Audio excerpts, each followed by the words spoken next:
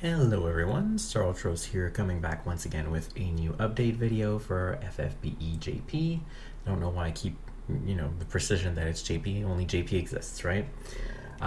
So this week we have another collaboration once more with another manga that no one ever asked for, but maybe it's popular in Japan because, I haven't heard of it because I'm Canadian, but it might be popular in Japan, I don't know. So we have two units today. We have Nikke and Kukuri from an anime called Magic Circle Guru Guru, I think that's what it was called. And yes, this is Nikke and not Nike or Nike, however you want to pronounce it. This is Nikke. So he, and a little bit like when we had Papua a month ago or so. Once again, it's a pretty old thing, so the design for the units, like I have to say, like this in manga form, they're very cute. I love them. She reminds me of Poki from Poki and Rocky somehow. I think they're really adorable. They're really cute. But then the sprites in game, I'm not too fond of. Like, don't like the way he looks, and I don't know. Like, it might just be a me thing, but they've been mostly hit and miss for me. Like, she's okay, but she also looks kind of lost. And then there's him. Anyway, maybe it's just me. Let's not make this a design challenge anyway. Let's go and talk about the units. So for the categories first. So Nikke is that was a little blonde boy, by the way. So Nikke is light, fire, water, wind, earth. So that's 5 elements. The only one that's ever had that many elements before was, Lost Nation Rain, who had all elements altogether. But this one with 5 is the very first that has that many and doesn't have all of them. Anywho, then he's also a breaker, another world, because that's a collab. Gathering, because that's pretty popular lately. Guardians, elite soldiers, saviors, and sword masters. So he's like almost all possible categories except rebels and transcendent, I guess. Oh, and he's not a villain either, but that's a lot of categories on the unit. So there's that going for him, I guess. Then his TMR is a materia with 50% beast and demon killer. They're very, very common. You're gonna have these everywhere else, but there's also a 50% LB damage in case you need it attached to it. And then his STMR is another accessory with 104 attack, but also 75% demon killer, which is pretty neat, with something that's such high attack as well. This is not the highest attack. Like, we got something better from the Vision World that just ended yesterday, and also what's her face, Lightning's STMR is also better, but that's pretty high, especially having killers. Then the Vision card, usually I always just skip it, but now I have to say this one is interesting compared to what we usually get. So the base stats are 170, so that's the same as premium units. There's also 80% attack and magic, same as premium units. 100% LB damage, same as premium units. And also attack and magic 500, same as premium units. And this is for the World Saviors category. So we didn't have any card for World Saviors, now we do. If we pull on this banner that is time limited, I'd like to make sure to stress that this is a time limited banner because it's a collab. So keep that in mind when you decide whether you want to pull or not. His EX ability at EX3 is a 50% beast overkiller. Now going into his kit, he does have a sword that you can go and upgrade. Well, you're gonna go get the sword and then upgrade from a weapon quest. So it's a sword with 244 attack. It's a two-handed sword. It's just a sword, not a great sword. It gives also 50% attack and MP, 50% ALB damage, and for him only 500 flat attack. So not bad for what it gives. But it's a sword. And when we're gonna look at the kit, there's synergies there, but we know that the most popular thing we want to bring is always a great sword anyway for the dark visions of this great sword. Now for his kit, at EX1 he's gonna get the 500% LB damage buff for himself. At EX2 he is going to get a 300% amplify for himself for fire and light. So screw all other 3 elements he has. He is mainly fire and light. Now for the rest of his kit, he does have a 2-stack Mirage, an AoE 2-stack Mirage, which is always very useful for dark visions. He does also have a triple cast and a quad cast. So quad cast on a physical damage dealer is pretty rare. Now for the rest of his kit, well, you see he's a breaker, so he's gonna have on demand 87% defense break, and then also 145 imperil to all 5 of his elements, but that's only for 1 turn, so this is completely irrelevant. Then he does have on a cooldown the 90% defense and spirit break, so this is no longer 91%. Only Sephiroth had the right to have that. As a collab unit, we're glad that he doesn't have it, because it doesn't emphasize the need for pulling on it unless you're really interested.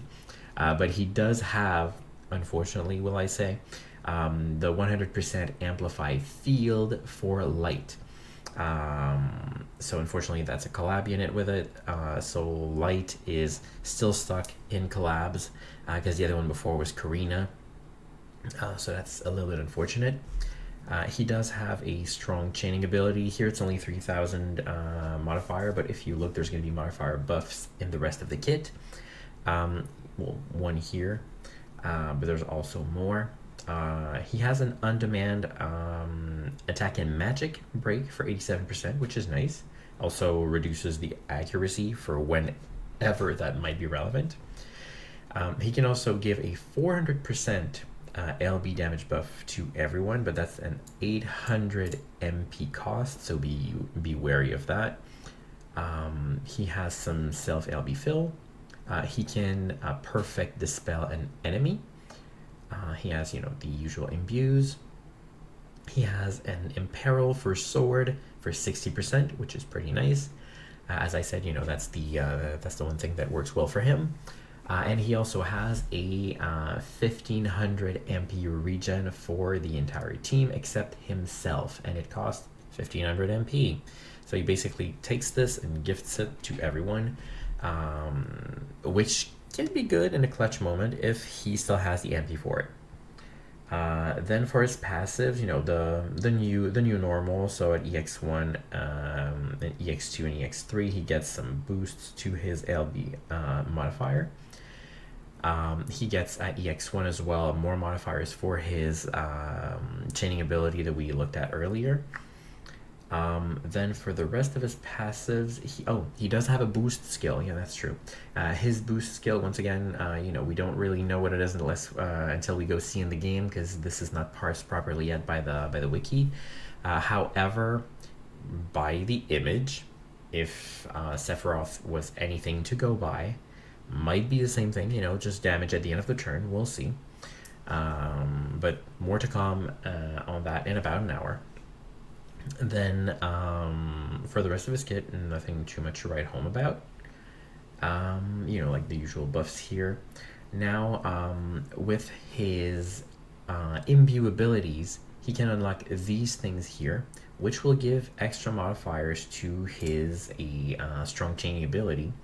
And there are 4 of them, which means he could quad cast all of them for an extra 8000 modifier to his ability, on top of the 3000 here and the 1800 here. So that's okay, that's me doing math, excuse me. So if he casts all the imbue thingies, that is going to be that's 8000 plus the 3000 base, so that's 11,000 plus this, that's 12,800 max modifier. And now you're gonna ask me, Ultros, you missed one. What do you mean? Why aren't you using this one here? Well, because it's only 2 turns. And same with all these here is. Oh no, never mind. Those are nine. Oh, see, at least I noticed during my video. So I guess this is for the entire fight. Okay, never mind. So it is 12,800 plus. So that's 14,600 modifier for the chain. That's extremely strong, actually, and might be stronger than his LB. Oh. Let's see if I do some quick math, because I want to know.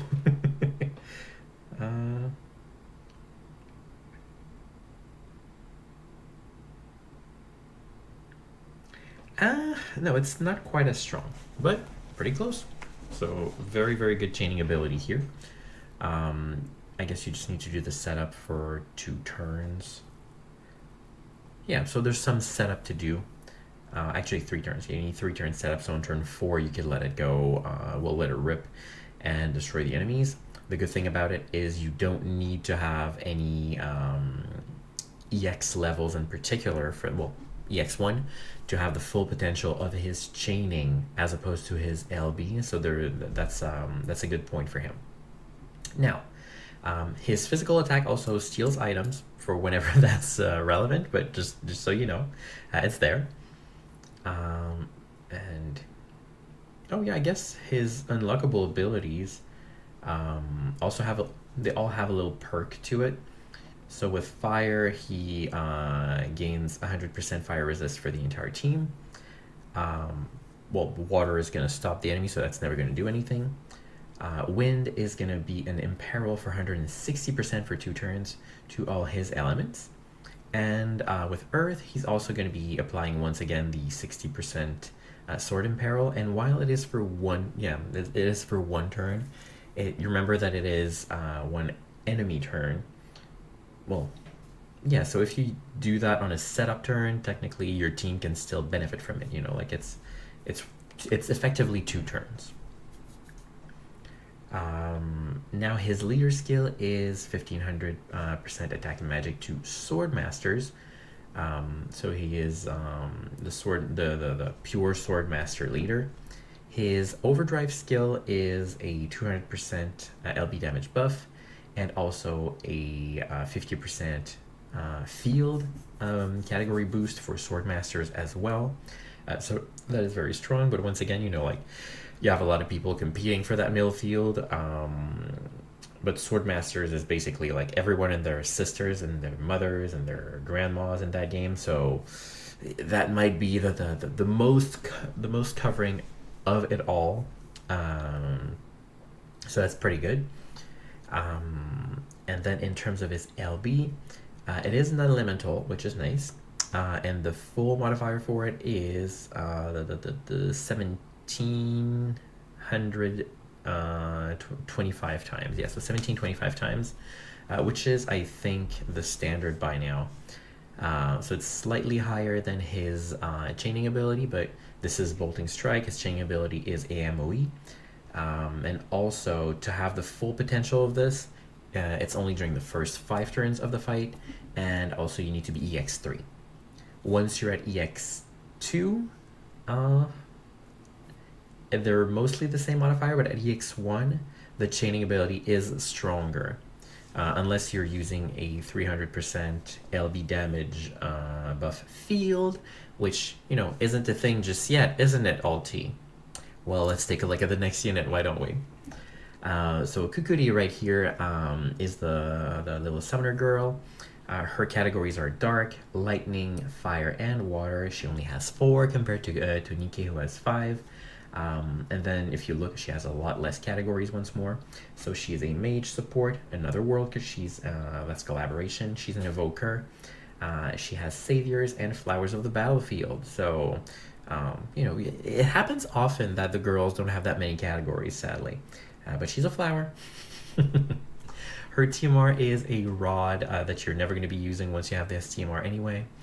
So just 206 magic, no perk at all except the LB damage maybe, but like, you're never going to be using this. Then the STMR is an accessory with 112 magic, which is pretty high. almost the highest. You know, there's Ultimate Reigns STMR, which is better. And that latest accessory from Vision World, sorry. But this is pretty good as well. But the main attraction to it is you also get 1 stack of guts out of it without losing any stats, because 112 magic is pretty high. You're also getting 30% magic and MP out of it, and for her, 500 flat magic, which is pretty good. That's a pretty good STMR in my opinion.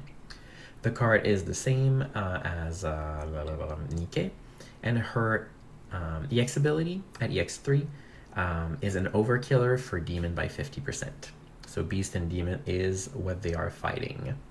Now, her abilities, at EX1 she gets the 500%, and at EX2 she gets the Amplify for 300% for Dark and Lightning.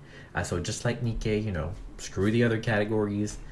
She is mostly a Lightning and Dark unit, and you're going to see even more of that later on. She does have a triple and quad cast because she's a mage. She has chains for evoke damage on all her elements.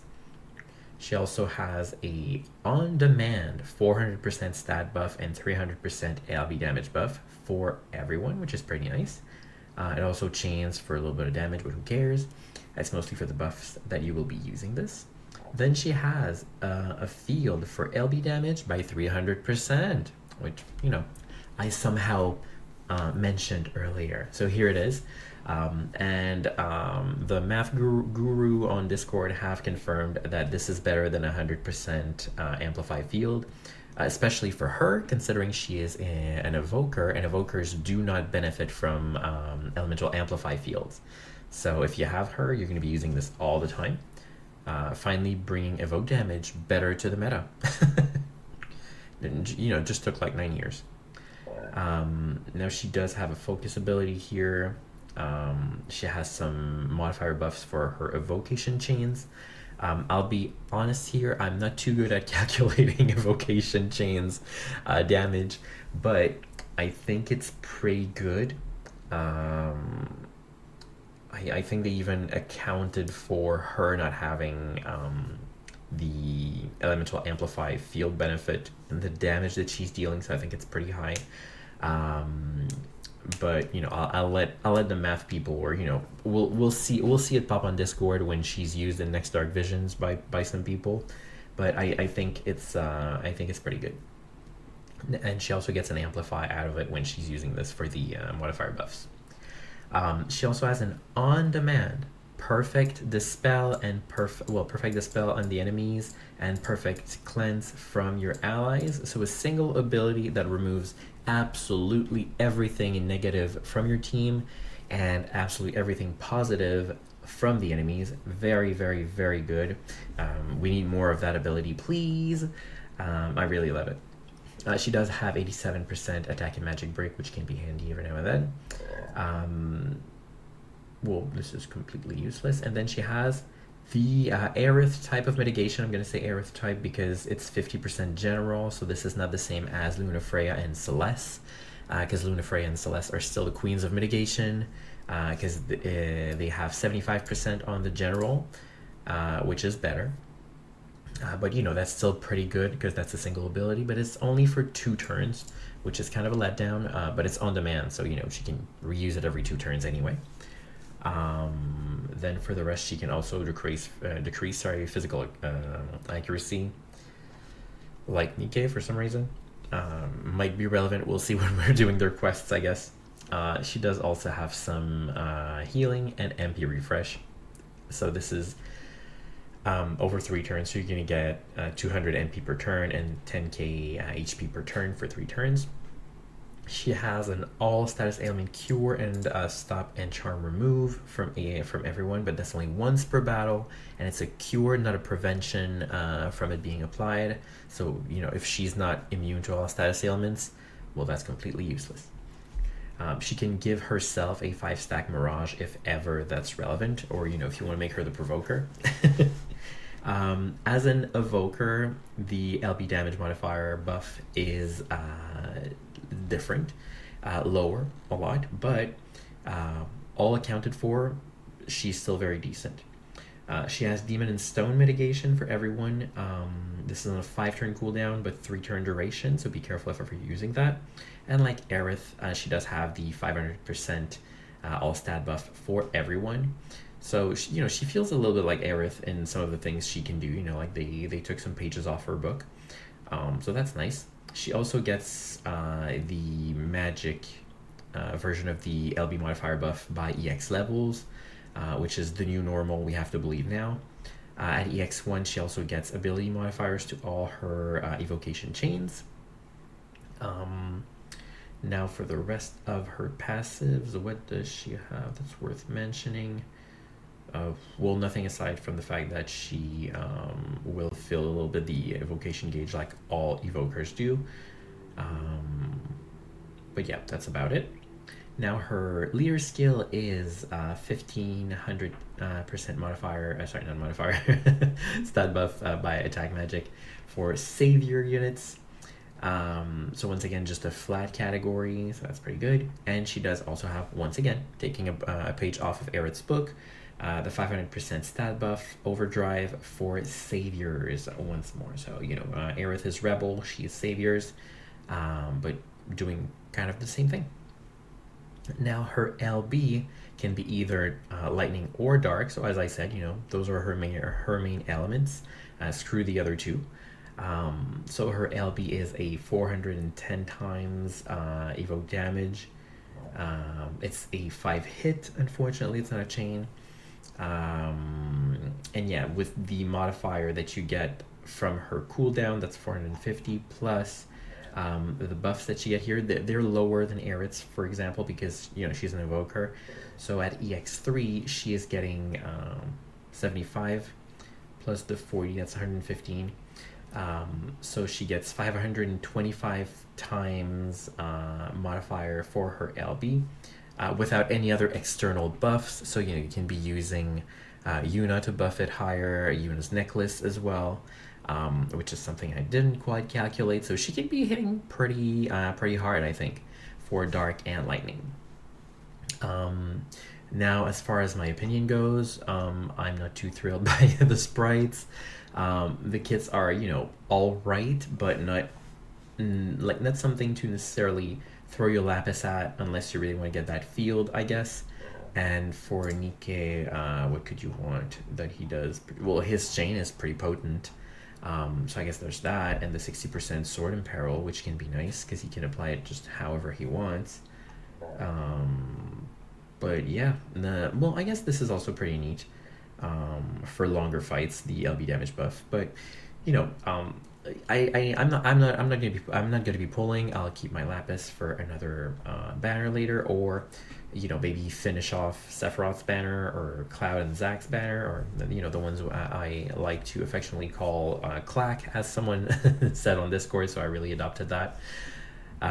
Maybe I'm gonna try and get a copy of them on my main account because I don't have them, but I will not be pulling for these units. If you're pulling, by all means, I hope you have a lot of luck with it. Enjoy if you like the manga, if you like the characters.